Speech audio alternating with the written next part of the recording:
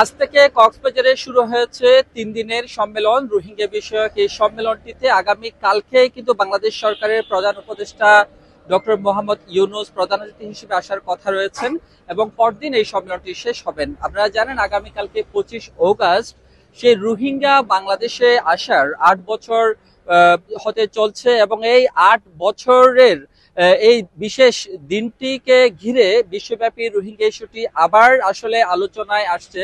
এবং গতবার যখন প্রধান উপদেষ্টা কক্সবাজারে এসে রোহিঙ্গাদের সাথে ইফতার করেছিলেন তখন তিনি বলেছিলেন পরবর্তী ঈদ যেন রোহিঙ্গাদের আসলে তাদের নিজের দেশে হতে পারে সেই জন্যই তিনি চেষ্টা করবেন।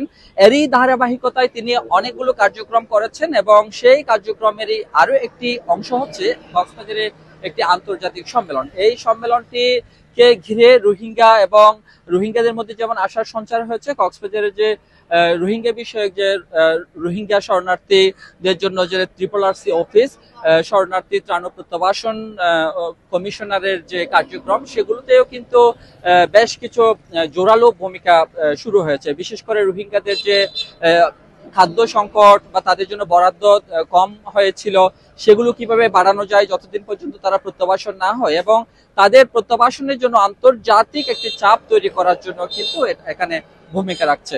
তো রোহিঙ্গা ক্যাম্পের এই সম্মেলনে কি হচ্ছে, আসলে কি আলোচনা হচ্ছে রোহিঙ্গা বিষয়ক এই সম্মেলনটি, সেটা আমরা জানার পরে আপনাদেরকে আরো বিস্তারিত জানাবো।